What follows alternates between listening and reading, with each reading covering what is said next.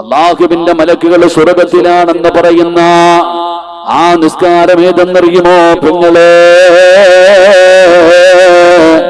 മഹാനായ ഉർവത്ത് ബിൻ സുബൈർ റളിയല്ലാഹു തആല അൻഹു, ഉർവ റളിയല്ലാഹു തആല അൻഹുവിന്റെ കാലിന്റെ വിരലുകൾക്ക് വല്ലാത്ത ഒരു വേദനയാണ്.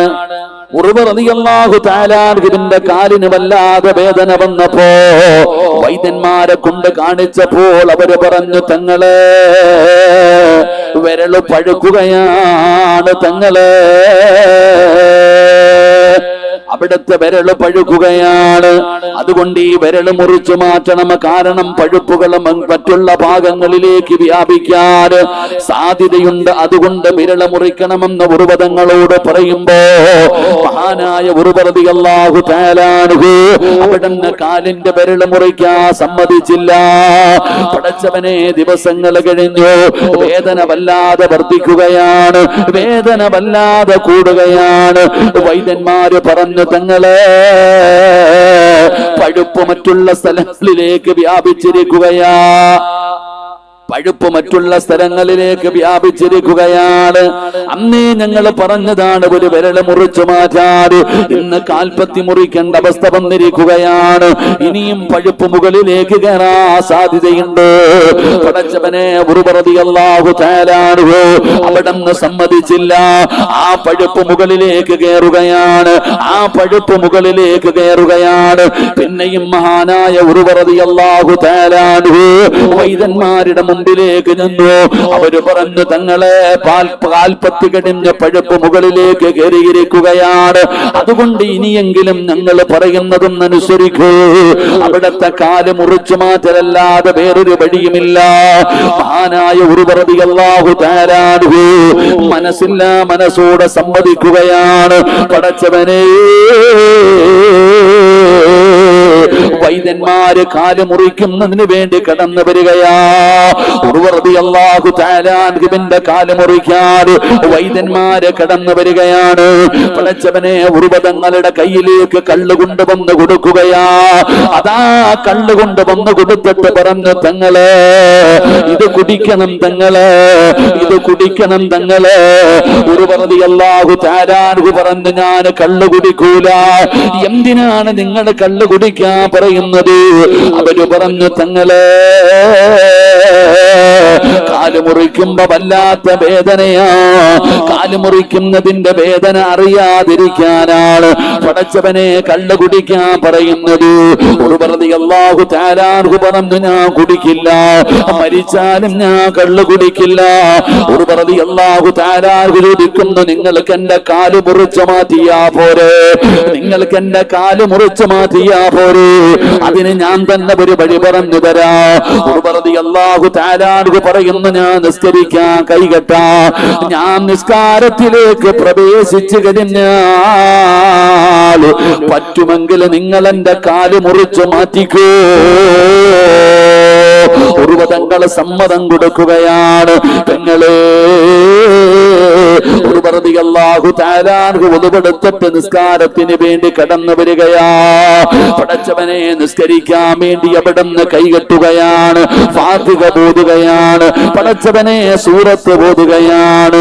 യാ അയ്യുഹൽ മുസമ്മിൽ ഖുമിൽ ലൈല ഇല്ലാ ഖലീലാ നിസ്ഫഹു അബിൻ ഖുസ്മിനുഹു ഖലീലാ ഔ സിദ് അലൈഹി വറത്തിലിൽ ഖുർആന തർതീലാ. ഉർവതങ്ങൾ നമസ്കാരത്തിലേക്ക് പ്രവേശിച്ചു കഴിഞ്ഞപ്പോൾ അല്ലാഹുവേ, വൈദ്യന്മാര് വാളെടുത്തുകൊണ്ട് വരികയാണ്. നമസ്കരിച്ചു കൊണ്ടിരുന്ന ഉർവ റളിയല്ലാഹു തആല അൻഹുവിന്റെ കാലുണ്ടല്ലോ, അവര് വെട്ടിമുറിക്കുകയാ. നിസ്കരിച്ചു കൊണ്ടിരുന്ന ഉർവ റളിയല്ലാഹു തആല അൻഹു അവിടുത്തെ കാലങ്ങ് വെട്ടിമുറിക്കുകയാണ്.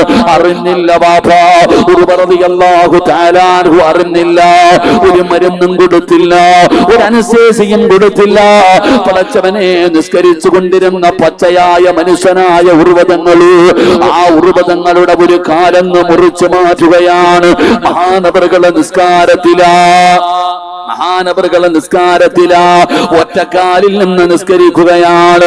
കാലിൽ നിന്ന് രക്തം ഇങ്ങനെ ഒഴുകുകയാണ്. കാലിൽ നിന്ന് നിലയ്ക്കാതെ രക്തം ഒഴുകുകയാണ്. എന്ത് ചെയ്തിട്ടും രക്തം നിലയ്ക്കുന്നില്ല. അവസാനം അവരെന്ത് ചെയ്തെന്നറിയുമോ? സൈത്തന്നെ തിളപ്പിക്കുകയാ.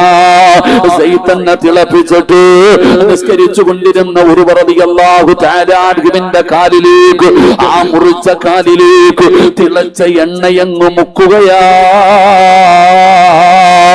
അറിഞ്ഞില്ല വാപ്പാ, ഉറുവതങ്ങൾ അറിഞ്ഞില്ല. കാരണം ആ എണ്ണ മുക്കുന്ന സമയത്ത് ഉറുവതങ്ങൾ ഓതുന്ന ആയത്തേതെന്നറിയുമോ? ഇന്നലദൈനാ അൻകാലം വജഹീമാ. നരകത്തെ കുറിച്ച് പറയുന്ന ആയത്താണ്. ഈ ആയത്ത് ഓതിക്കൊണ്ടിരിക്കുകയാണ്. സൈത്തന്നെ തിളപ്പിച്ചിട്ട് കാലിലങ്ങ് മുക്കുകയാ. അറിഞ്ഞില്ല ബാപ്പാ, അറിഞ്ഞില്ല ബാപ്പാ. വീണ്ടും നിസ്കാരത്തിലാ. തന്റെ കാലിൽ നിന്ന് രക്തം ഇങ്ങനെ ഒഴുകിയിട്ട് ഉർവ റളിയല്ലാഹു തആല അൻഹു ബോധം കെട്ട് താഴെ വീഴുകയാ. നിസ്കരിച്ചു കൊണ്ടിരുന്ന ഉറുബതങ്ങള് ബോധം കെട്ട് താഴെ വീഴുകയാണ്. പടച്ചവനെ കാലു മുറിച്ചു മാറ്റി വൈദ്യന്മാര് കാത്തു നിൽക്കുകയാണ്. ഉറുബതങ്ങൾക്ക് ബോധം വരുമ്പോ കാല് മുറിച്ചത് എങ്ങനെ പറയാനാ? സങ്കടമായാല് പടച്ചവനെ വൈദ്യന്മാര് സങ്കടപ്പെട്ടുകൊണ്ട് നിൽക്കുമ്പോ ഉർവ റളിയല്ലാഹു തആല അൻഹുവിന്റെ കുടുംബക്കാരൻ ഓടി വരികയാണ്. എവിടെ ഉറുബതങ്ങൾ? എവിടെ ഉറുബതങ്ങൾ? എവിടെ? എന്തേ കാരണമെന്ന് ചോദിക്കുമ്പോ ഉർവതങ്ങളുടെ സാധാ കുടുംബക്കാരൻ പറയുകയാണ്, ഉർവതങ്ങളുടെ ഏറ്റവും ചെറിയ മകനുണ്ടല്ലോ, ഒട്ടകത്തിന്റെ ചവിട്ടുകൊണ്ട് മരണപ്പെട്ടിരിക്കുകയാ. അല്ലാഹുവേ, മരണവാർത്ത പറയാമെന്നതാണ്. കാല് മുറിച്ചു മാറ്റി തന്റെ പൊന്നാര മകൻ മരണപ്പെട്ടിരിക്കുകയാണ്. ഈ വാർത്ത കേട്ടപ്പോ വൈദ്യന്മാർക്ക് വല്ലാത്ത സങ്കടമായി. എങ്ങനെയാ പറയുന്നത്? എങ്ങനെയാണ് പറയുന്നത്? ഉർവ റളിയല്ലാഹു തആല അൻഹുവിന് ബോധം തിരിച്ചു വന്നപ്പോ വൈദ്യന്മാര് പറഞ്ഞു, തങ്ങള് നിസ്കരിച്ചു കൊണ്ടിരുന്ന സമയത്ത് അങ്ങയുടെ കാല് മുറിച്ചു മാറ്റി തങ്ങള്. ഇന്നാ ലില്ലാഹി അൽഹംദുലില്ലാഹ്.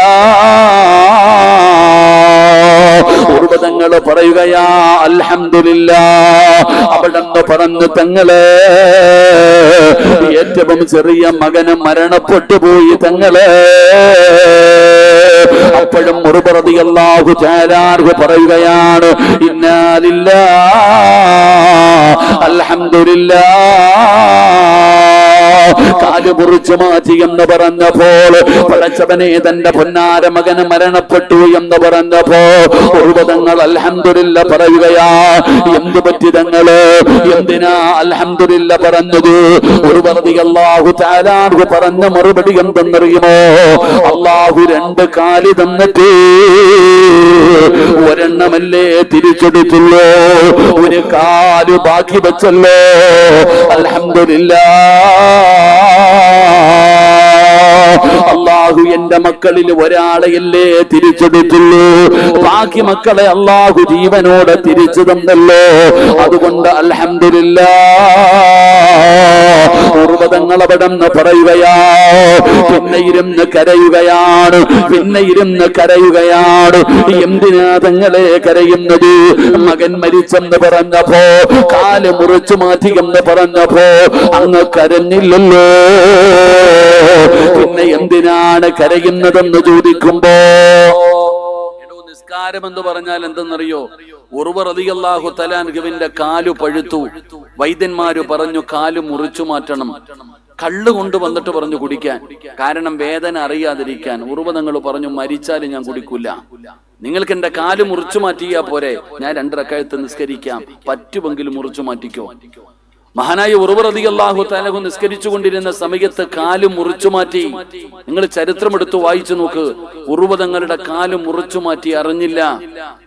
ആ തിളച്ച കാലിൽ നിന്ന് എണ്ണ നിലയ്ക്കാതെ രക്തം നിലയ്ക്കാതെ ഇങ്ങനെ പോകുമ്പോ തിളപ്പിച്ച സൈത്തെണ്ണ തിളപ്പിച്ചിട്ട് കൊണ്ടുവന്നിട്ട് ആ മുറിഞ്ഞ കാലിലേക്ക് ആ എണ്ണ മുക്കി. അപ്പോഴും മഹാനായ ഉർവതങ്ങൾ അറിഞ്ഞില്ല. നമ്മളൊരു കൊതുവ് കടിച്ചാൽ അറിയും, ഒരു ഉറുമ്പ് കടിച്ചാൽ അറിയും. നമ്മളുടെ ചെവിയുടെ ഭാഗത്തുകൂടെ ഒരു കൊതുവ് മൂളിക്കൊണ്ടുപോയാൽ ഞാൻ അറിയും. എന്റെ പ്രിയപ്പെട്ടവരെ, നമ്മുടെ നിസ്കാരം ഇതാ, ഇങ്ങനെ നിസ്കരിക്കണം.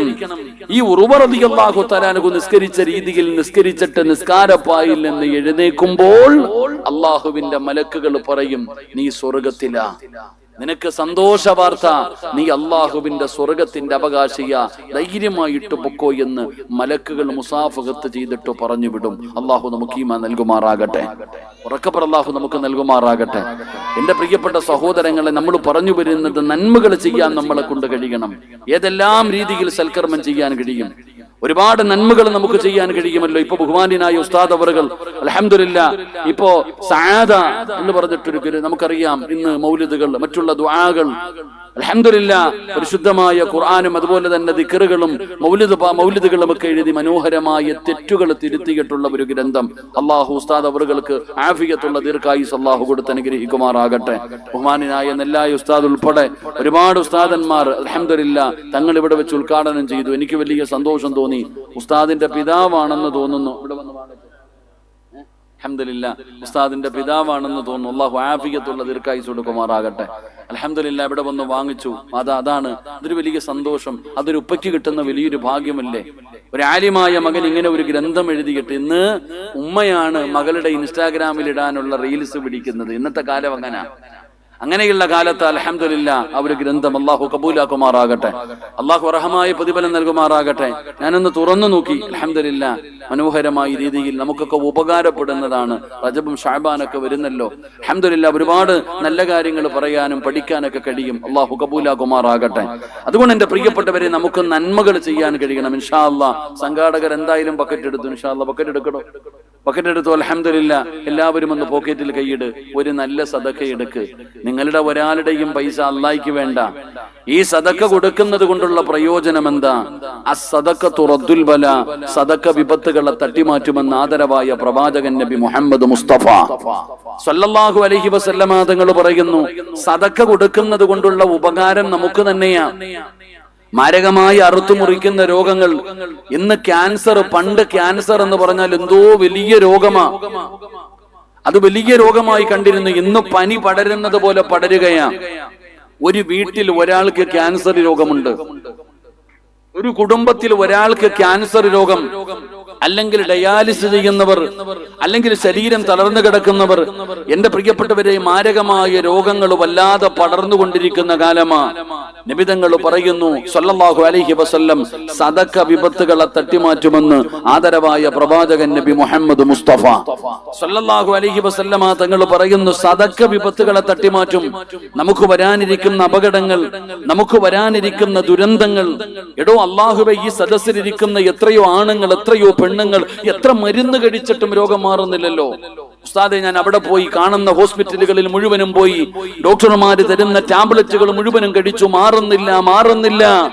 എന്തെല്ലാം മരുന്ന് കഴിച്ചിട്ടും എന്റെ രോഗം മാറുന്നില്ല എന്ന് പറയുന്നവരുണ്ടല്ലോ. എടോ, രോഗം മാറാനുള്ള മരുന്നാണെടോ അള്ളാഹുവിന്റെ പ്രവാചകൻ സല്ലല്ലാഹു അലൈഹി വസല്ലമ തങ്ങൾ പറഞ്ഞു, അള്ളാഹുവിന് ചില അടിമകളുണ്ട്. ആ അടിമകൾക്ക് രോഗം വന്നാൽ അവര് സദഖ കൊണ്ട് ചികിത്സിക്കുമെന്ന് ആദരവായ പ്രവാചകൻ നബി മുഹമ്മദ് മുസ്തഫ സല്ലല്ലാഹു അലൈഹി വസല്ലമ തങ്ങൾ പറയുകയാണ്, അള്ളാഹുവിന് ചില അടിമകളുണ്ട്. ആ അടിമകൾക്ക് രോഗം വന്നാ അവര് സദഖ കൊടുത്ത് ചികിത്സിക്കുമെന്ന് നബി മുഹമ്മദ് മുസ്തഫ സല്ലല്ലാഹു അലൈഹി വസല്ലമ തങ്ങൾ പറയുമ്പോൾ അൽഹംദുലില്ലാഹ്, പടച്ചവനെ, മജ്ലിസിൻ നൂറിന്റെ മജ്ലിസാണല്ലോ. അതാ സംഘാടകർ നിങ്ങളുടെ മുമ്പിലേക്ക് കടന്നു വരികയാണ്. അല്ലാഹു തന്നതിൽ നിന്നൊരൽപ്പം എടുക്കടോ,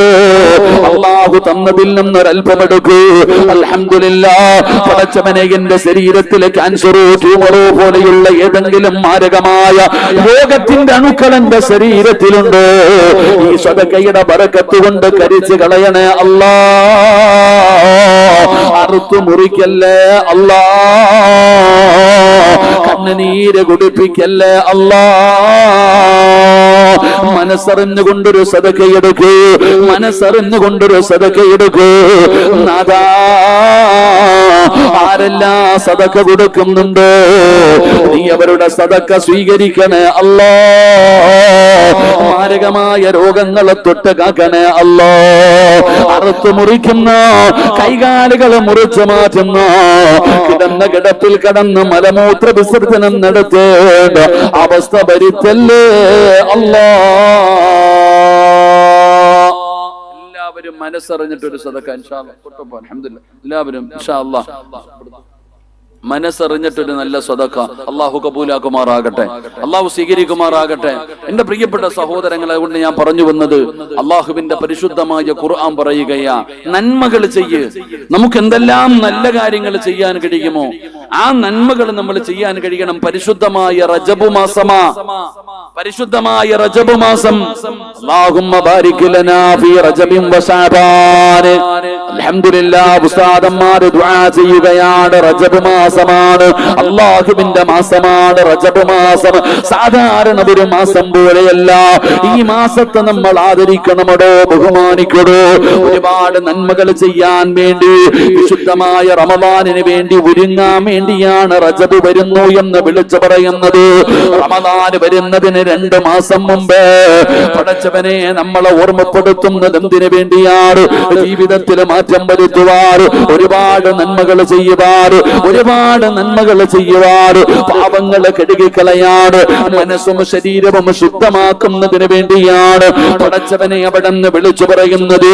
പടച്ചവനെ ബർക്കത്ത് ചോദിക്കാൻ പറഞ്ഞ മാസമാണ് റജബ് മാസം. അതുകൊണ്ട് മുസ്ലിമേ നന്മകൾ ചെയ്യണേ, നല്ല കാര്യങ്ങൾ ചെയ്യണേ. നമുക്ക് മടിയാടൂ, നന്മകൾ ചെയ്യാൻ നമുക്ക് മടിയാണ്, നല്ല കാര്യങ്ങൾ ചെയ്യാൻ നമുക്ക് മടിയാ.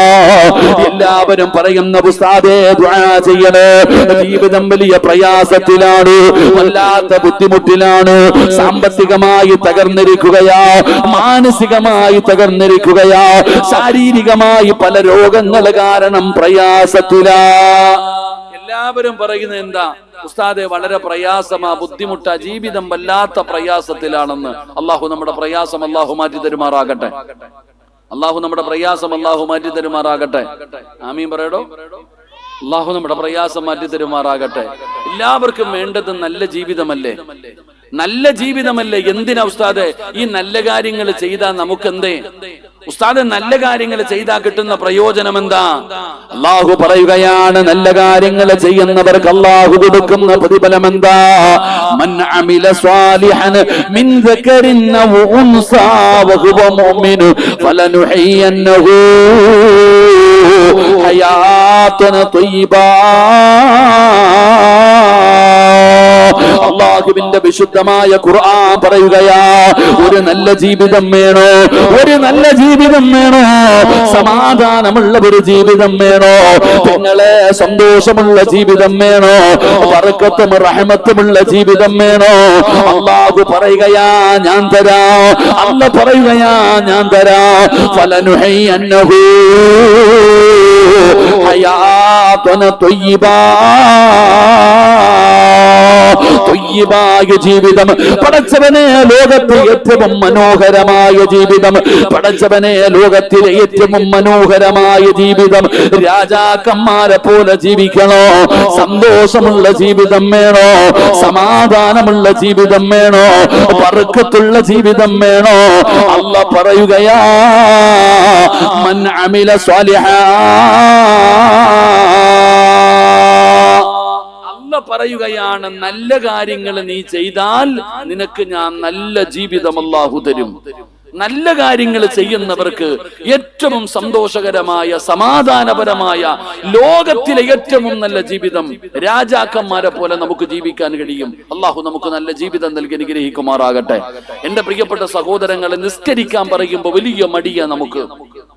എടോ, ഒരാള് ഷഹാദത്ത് കലിമ പറഞ്ഞ് മുസ്ലിമായി കഴിഞ്ഞാൽ, ഷഹാദത്ത് കലിമ പറഞ്ഞ് മുസ്ലിമായി കഴിഞ്ഞാൽ ആ മനുഷ്യന് നിർബന്ധമാകുന്ന ഒന്നാമത്തെ കാര്യം 5 വഖത്ത് നിസ്കാരമാണ്.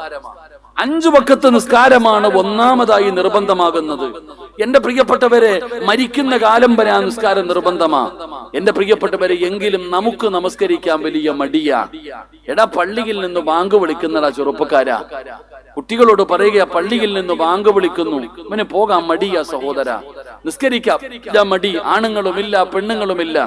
നിസ്കാരത്തിന്റെ വിഷയത്തിൽ നമ്മൾ വളരെ പുറകിലോട്ട. എന്റെ പ്രിയപ്പെട്ട സഹോദരങ്ങളെ, നിസ്കരിക്കുന്ന ഒരു മനുഷ്യന് അള്ളാഹു തരുന്ന പ്രതിഫലം എന്താണെന്നറിയൂ? ഒരാൾ നിസ്കരിച്ചാൽ, ഈ 5 നേരം പള്ളിക്ക് പോയി നിസ്കരിക്കുന്ന ഒരു മനുഷ്യന് അള്ളാഹു കൊടുക്കുന്ന പ്രതിഫലം എന്താ? നിങ്ങൾക്ക് ആർക്കെങ്കിലും നിസ്കരിക്കുന്ന ഒരു മനുഷ്യന് അള്ളാഹു കൊടുക്കുന്ന പ്രതിഫലം അറിഞ്ഞിരുന്നെങ്കിൽ നിങ്ങൾ ആ പള്ളിയുടെ മുറ്റത്ത് പോയിരുന്നേനെ. അള്ളാഹു നമുക്ക് ഈമാൻ നൽകുമാറാകട്ടെ. ഉറക്കപ്പറ, അള്ളാഹു നമുക്ക് ഈമാൻ നൽകുമാറാകട്ടെ. നിർത്താറായോ?